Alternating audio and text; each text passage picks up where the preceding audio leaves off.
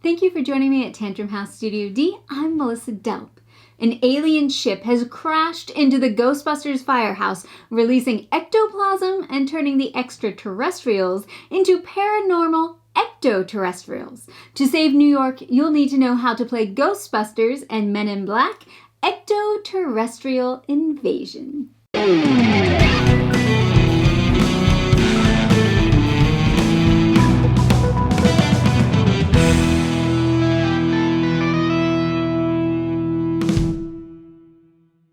Ghostbusters Men in Black Ecto-terrestrial Invasion is a semi-cooperative miniatures game for 1 to 4 players. It's published by IDW Games and Panda Cult Games, and they sponsored this How to Play video. Ecto-terrestrial Invasion is a campaign game, but you can play the scenarios as one-shot episodes. I'm going to go over the game setup with a quick mention of scenario setup, then gameplay, and finally some additional rules. The first thing you need to determine is which scenario you're playing. They're listed in the scenario book.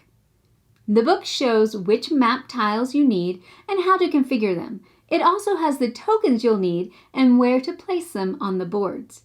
Each scenario also gives specific rules, objectives, scoring, and win-loss conditions. The following steps are part of the general setup and should be the same for every scenario. Well, unless the scenario has some other directions. Set up the firehouse tower by inserting the 8 ship panels into the tower, and then drop 10 of the green tower dice into the tower. If any dice come out, put them back into the tower until all 10 are inside. Place the extra green dice beside the tower. Next, give each player a player dashboard.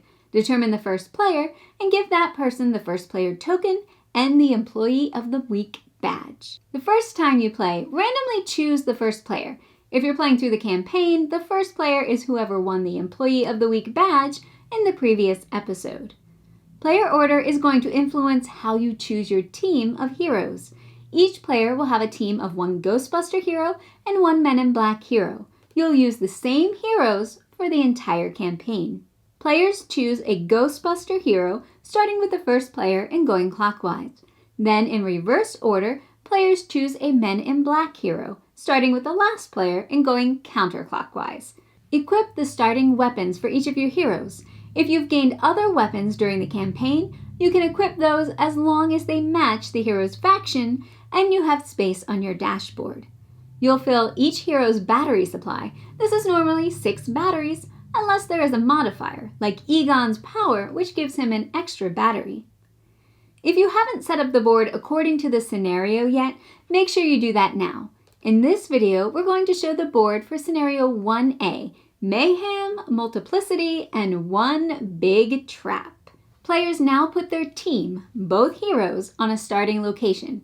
Those are indicated by the red location tokens. Begin with the first player and go clockwise. Up to 4 figures, which is 2 teams, can be on the same space. Next, you spawn enemies on the board. For each active spawn point, follow these steps. Roll dice according to your player count. 3 dice for 3 to 4 players, or 2 dice for 1 to 2 players. Place the matching enemy models, grunts, shooters, or drainers. For each crit you roll, place a drainer on the spawn point and then drop a tower die into the tower. If any dice fall out, put them back into the tower. Now shuffle the gadget cards, deal 1 to each player, and then place the deck near the board. Players should keep their gadget cards secret from other players. Place the hot sheets and PKE dashboard near the board. Place each PKE tracker token on the 0 space. Prepare the hot sheets deck by removing all the disastrous hot sheets. These are the ones with red banners, and shuffling the rest of the cards. Place them on the hot sheets dashboard. Now you're all set up and ready to play the game. Ectoplasma-enhanced aliens are running around the city, and you're managing a team of 1 Ghostbuster and 1 Men in Black agent. You want to work together with the other teams to keep New York from being overrun. But only 1 team can earn the Employee of the Week badge, so be sure you earn more points than the other players. Each round in Ghostbusters and Men in Black Ecto-terrestrial Invasion has 3 phases. The player phase, where you take actions, the hot sheets phase, where you draw an event card, and the ecto-terrestrial phase, where the enemies activate. There's no set number of rounds. You'll continue playing until you achieve the victory condition for the scenario or the failure condition. Let's take a look at each phase in a round, starting with the player phase. During the player phase, each player will take 1 turn, starting with the first player and continuing clockwise. Each round, the first player token is passed to the next player on the left. On your turn, you can take up to 4 actions. You can split these actions between your 2 heroes any way you want, even taking all 4 actions with 1 hero. You have several choices for each action. I'll briefly mention each one. You can also find these choices on your player aid card. You can move a hero to an adjacent space, but not diagonally, through walls or closed doors. You also cannot enter a space that already has 4 models. That's the space capacity. If you move while you're within range of an enemy, you'll have to defend against an attack. I'll explain attacks later. If you're on an active spawn point, you can teleport to another spawn point, but teleporting is risky. You will gain 1 damage unless you roll a crit on your defense roll. If you've been knocked down, you can spend an action to stand up. Heroes can't take any actions when they're knocked down. For an action, you can play a gadget card. They do all sorts of things to help your team and potentially slow down other teams. Reaction cards do not take an action to play. For an action, you can interact with an object in your square. You can discard a gadget token to draw a gadget card. You have a hand limit of 4 gadget cards. You can pick up an objective token for the scenario and place it on your hero card. You can interact with objective tokens. You can open a door. If the door leads to an inactive spawn point, turn it to the active side and spawn enemies. Roll dice according to your player count, 3 for 3 to 4 players, or 2 for 1 to 2 players. Place the corresponding models on the spawn point space. If the space is at capacity, place them on adjacent spaces. For each crit you roll, place a drainer on the space, then drop that many tower dice into the tower. If any dice fall out, you'll cause a psychokinetic disruption. I'll explain that later. For an action, you can attempt to steal traps or objective tokens from another player's hero that's within 1 space of one of your heroes. You can only do this action once per turn. You and the other player secretly bid battery tokens from one of your heroes.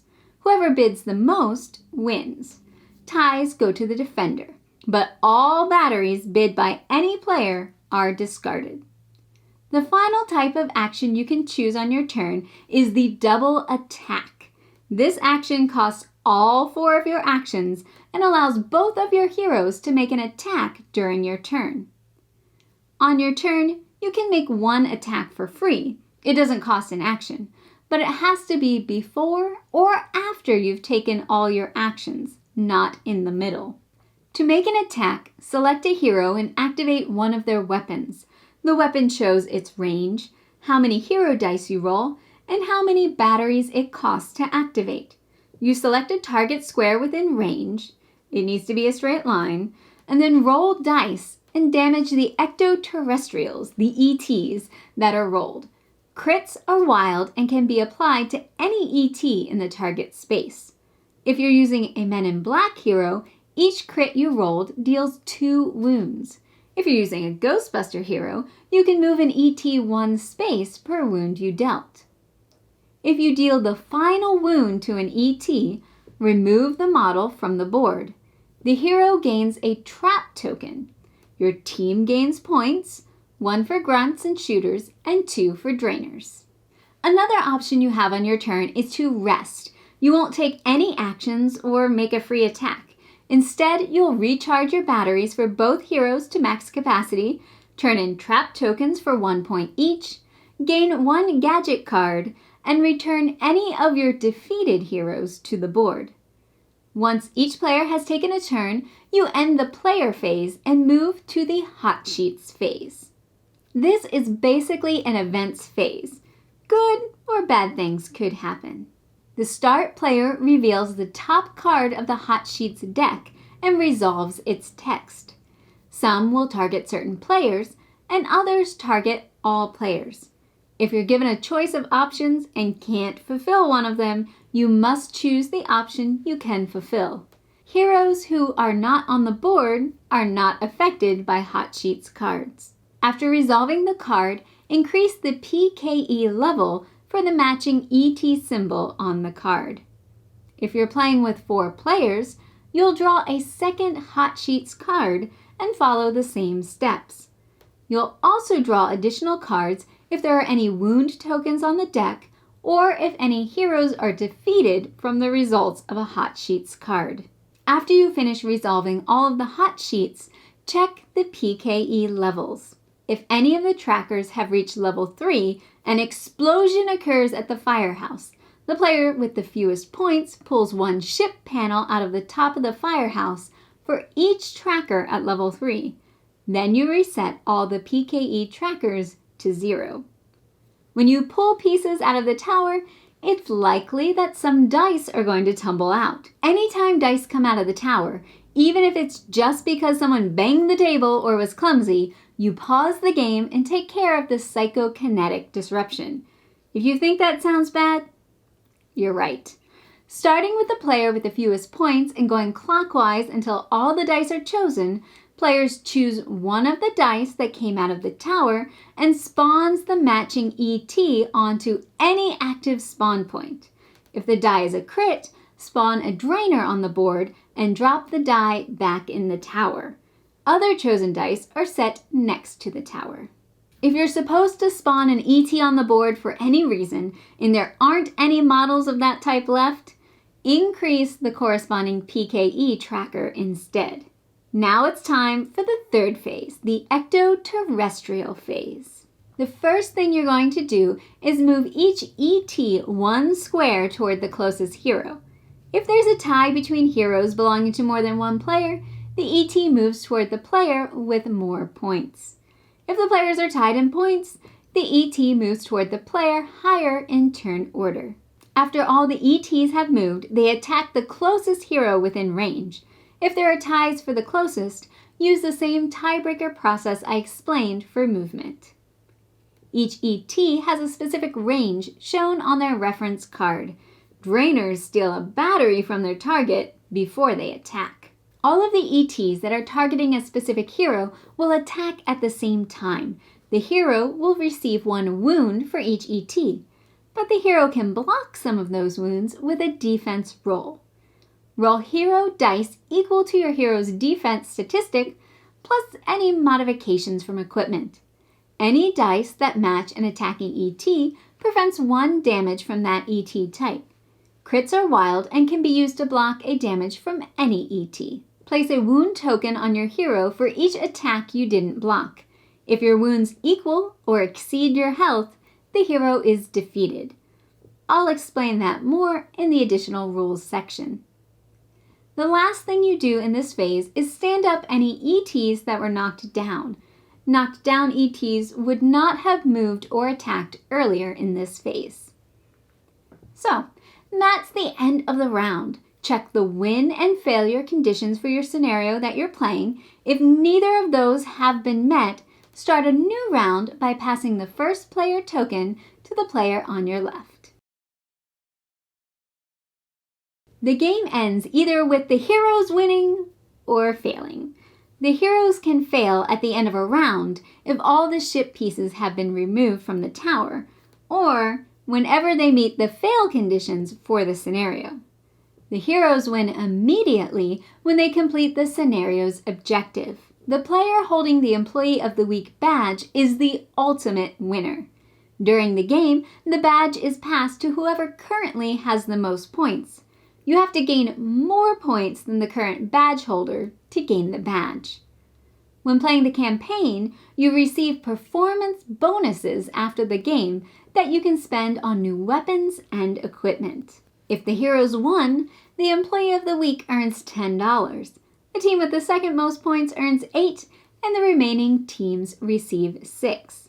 But if the heroes failed, each team receives $6 and you add one random disastrous Hot Sheets card to the Hot Sheets deck. This card remains in the deck for the rest of the campaign. Now you can use your money to buy new stuff. To set up shop, reveal 4 weapon cards and 6 equipment cards from the deck matching the level of the scenario you completed. Starting with the team that had the fewest points and moving clockwise, each player can purchase 1 weapon or 1 equipment card. This shopping spree continues with players buying 1 card at a time until there are no cards left or no one has enough money to purchase a card. You'll return leftover cards to their decks and discard any remaining money. For your next episode, follow the chart in the rulebook. If you completed a basic episode, go to the episode's boss battle. If you just finished a boss battle, choose one of the basic episodes in the next level. So those are the main rules, but I do want to mention a few additional rules. When you're attacking, you can ask other players who have heroes in range of the target square to team up with you. The players have to agree, and the hero has to be the same faction, Ghostbusters or Men in Black, as the hero you're using to attack.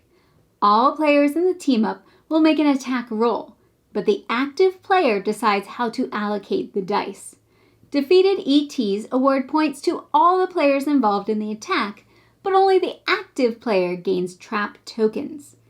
Teaming up can be effective, but also dangerous, because you're crossing streams.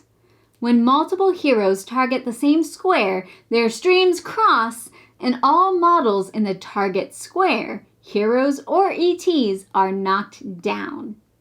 I've talked about regular ETs, but some episodes are boss battles. Bosses take up an entire space. If they move into a square containing ETs or heroes, move the heroes and ETs to an adjacent space. Bosses can't be knocked down, and some equipment, gadgets, and special abilities only work on non-boss ETs. The scenario booklet and boss battle card give the specific rules for the boss. Earlier, I mentioned that a hero is defeated when they receive wounds equal to or greater than their health limit.